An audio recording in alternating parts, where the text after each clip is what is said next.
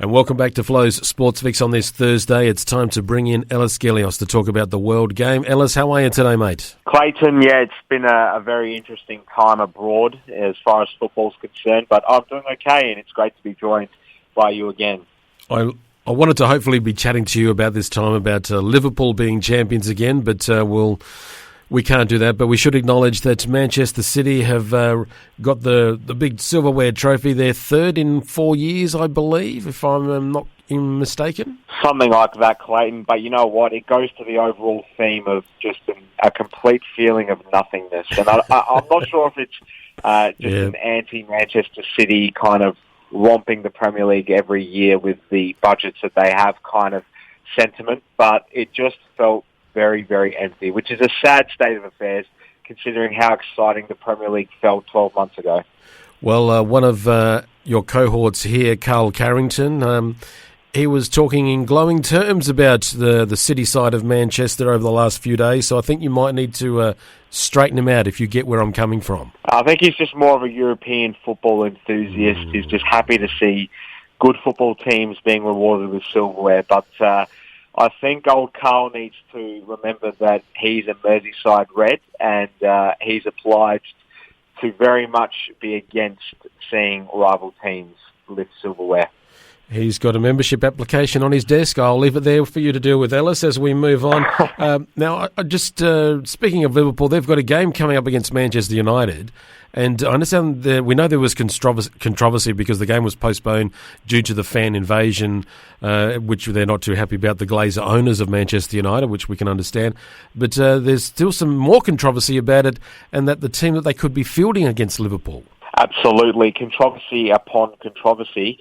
So Manchester United's game, as you mentioned, was postponed when they were due to host Liverpool at Old Trafford, and that game has now been rescheduled in a period where Manchester United are playing 3 games in 5 days. Now, Ole Gunnar Solskjaer came out in the public and bemoaned how unfair this is on Manchester United, apparently, despite the fact that obviously they have one of the biggest budgets in football. They've got, at least 1.5 squads that are capable of being competitive, but that's for another day. He came out and bemoaned, obviously, the fact that they've got to play all these games in a very tight period. He decided that against Leicester City he'd play a reserves team. He made a staggering amount of changes from the team. He changed 10 players, Clayton, from the team that had previously beaten Aston Villa. And this is a huge game for Liverpool more than it was for Manchester United, because we know that Liverpool and Leicester City prior to that game were really fighting it out for that last Champions League place. Yep. So now Manchester United decided under Ole Gunnar Solskjaer's stewardship that they would make 10 changes, play largely reserve side for that game. And now what the scrutiny that is taking place surrounding Ole Gunnar Solskjaer is centred on, well, where's the consistency of thought here? Because if you're making one public claim that it's all too unfair, well, then you need to be consistent. And despite the fact that they're now playing Liverpool, their biggest rival outside of Manchester, they should very much be obliged to play the same team if that's how they feel generally about the predicament that they've been placed in. So we had Richard Keys overnight come out in England, and he very much made a compelling argument that Manchester United should be obliged to stick to their guns, and whether it's Liverpool or a lesser side, they should be obliged to rest players again if that's the mantra they're going with. So we'll see what happens there. Obviously, Liverpool definitely need to win this game to have any chance going into the last few games, Clayton. So it's a massive game. At least it's a talking point. At least we're still talking about big games after we've seen Manchester City already hold the trophy. So it'll be very interesting to see how this one takes shape. I'm sure at the very least that Jurgen Klopp has plenty of material to go off to ensure that his players are going to have plenty of fire in the belly as they go into this one. But for Manchester United, will they play a stronger side than they did against Leicester City? I sure do expect them to. But will they? It remains to be seen. Exactly right. And, there's only 4 games left for Liverpool and they need to win each and every one of them. Just moving on to a side that's been playing in Europe for as long as I can remember, for the last 20-odd years, but they're about to not go into Europe at all next year, the great club that is Arsenal. Yes, Arsenal under the novice manager, Mikel Arteta, hasn't been in the job that long, but we know that he obviously came in and promised a whole bunch of things when Arsenal had sacked their previous manager. So when Arteta came in, it was all about, okay, well, the very least that we're going to expect is that we're at least in the Europa League again next season, because obviously we know that Arsenal really get by in terms of their owners' lack of financial guarantees by at least fielding teams in these European competitions, whether it's the Champions League or the Europa League.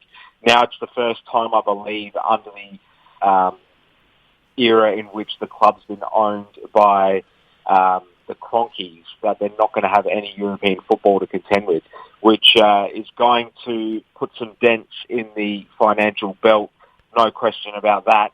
They are already struggling to get some sort of funds in during the off-season periods, Arsenal historically, but you'd imagine that's going to be made even harder now without any Europa League to even be in. So the questions now are really mounting as to whether Arteta is the right man going forward for Arsenal. But I think there's sort of a bigger kind of talking point that is at play here, and that really centres on where Arsenal is going as a whole. They seem extremely directionless. We've had some prominent media personalities in very recent times coming out and saying that they just don't even recognise Arsenal anymore. And some of these people are former players, obviously, illustrious former players of Arsenal. So where does Arsenal go from here? It's quite fascinating that, a real fallen giant. I've never seen such a steady decline from any of the European powerhouses since, modern times, really. You can talk about clubs like Nottingham Forest and Aston Villa, former Champions League winners, not even being in the top flight at various stages. But, that was very much not during modern times. I think since Arsene Wenger came in the late 90s, we've just seen since the Invincible season, Arsenal have just declined so rapidly, and they now find themselves in a position where they themselves probably can't even recognise what they're about. So a lot of, I guess, uncertain and difficult times still lay ahead for Gunners fans. The Gunners are becoming a Gunner team as well. All right. I noticed that 3 sides are confirmed to be leaving the Premier League and going down to the Championship, that being Fulham, West Brom and Sheffield. Apologies to the fans who just found out for the first time, but that's the way it goes. As we look to the Championship, and I see that 2 sides are coming in, Norwich City and Watford, but the battle, the big games, as we were talking about big games, are going to be who is going to be that third team that's going to get that $100 million prize, and it's going to come down to either Brentford, Swansea, Barnsley or Bournemouth. So what's your thoughts? Who do you think might be getting that coveted third spot? I'm compelled to believe that there is a strong correlation here, Clayton, with the fact that the Premier League sides from last season that have gone down into the Championship this season have made the most of this year in the Championship because of the fact that we've had, obviously, COVID and Championship clubs being in a real difficult situation with their finances right now. We know they get nowhere near the kind of TV money that the Premier League clubs get, and obviously even the Premier League clubs that get relegated thrive from parachute payments, which is what they call a system where Premier League clubs are sort of looked after so that there's not this hugely volatile jump from one set of budgets to another set of budgets when they get relegated. So I think when you look at the table and how it looks in the Championship, you've got Norwich and Watford, the guaranteed clubs to be coming up next season. These are the clubs that were just relegated last season. Yep. So they're going to come straight back up, and they have been convincing as well. Obviously, Norwich, really a yo-yo club year in, year out. I'm kind of annoyed that they've won the Championship so convincingly because they just can't ever seem to be able to cut the mustard when they get into the top flight, but they make such light work of it down in the Championship. And then you've got Watford, obviously a Premier League mainstay for 10 or so years, but now spending one season down in the Championship, they'll be coming straight back up. But I'm compelled to stick in line with this theory of mine that if you're a Premier League club last season, you're coming straight back up in the Championship this season. So I think Bournemouth will, who have had a decent enough season, plenty of changes, a managerial change for the first time in a very, very long time, as we know. Their highly coveted manager having stepped down that's Eddie Howe, after such a long period of time in the dugout there at Bournemouth. He actually got them up into the Premier League from League Two so long ago. So they've had a managerial change. They've had a big squad turnover, but I think they still had a good enough season. They finished on 77 points. They'll comfortably qualify for playoffs with that amount of points in sixth position. And as you know, in playoffs, anything can happen, Clayton, over two legs.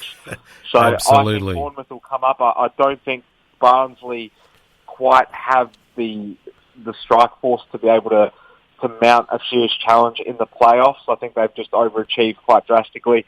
And I think Swansea is sort of the perennial letdown, I think. So I reckon it's Bournemouth for the taking. I think the Welsh will get in there. I think it's Swansea. I think you'd be surprised. But we'll see. We'll see how we go. Those games, of course, coming up. I'll say I've missed them in the Premier League. I will say that. Yeah. Well, Ellis, I'm just looking at my time here, and I need to get a quick tip out of you as we leave away from the Championship and the EPL and quickly to the ALeague, because there's a big game on tonight. It's Adelaide United and Melbourne City FC. What's your quick tip? Obviously Adelaide United, but by how many? I'd hate to disappoint you, Clayton, but I really can't see how Adelaide United win this game. Melbourne City have scored 3 goals 3 consecutive times over the 3 wins that they've had most recently. They haven't lost in some 7 games. Adelaide United have really struggled in front of goal over the past 2 weeks. They failed to capitalise on 2 back-to-back home games, and points are absolutely gold at the moment in the ALeague. It's a real logjam from second all the way down to, I think, 7th or 8th when you look at the table. So points are really, really hard to come by at the moment. Adelaide United failing to get 6 points from games where you really would have sort of marked down comfortable enough 3 points with how Adelaide United were playing a month or so ago. So I think they have it all to do. The only thing that bodes in their favour tonight is that they're playing a side that is very attacking, a side that's not known at all for what it can do off the ball. So I think that'll present significant spaces for Adelaide United to exploit on the counter-attack. But unless they can take those chances and manufacture a very gallant defensive display over 90 minutes, I don't see how Adelaide United get anything out of this game. So my tip's Melbourne City for a 2-0 win. Oh, that must hurt saying that. That really must hurt. I can feel the pain. I can feel the pain. But I have to be a realist on your show, Clayton. Yes, that's exactly right. That was one of the caveats. All right, well, Ellis, we'll leave it there. Hopefully your result is incorrect and Adelaide United do win, because then you'll be happy, but we'll see how you go. Thank you so much, mate. I really do appreciate it, and we'll also be discussing things in the next few weeks, who's going to be up into the Premier League, and we've got other things to talk about, no doubt, with the World Game. So thank you for joining us today, and we'll talk again soon. Always a pleasure to talk around ball with you, Clayton. Thanks a lot. We'll see you next time.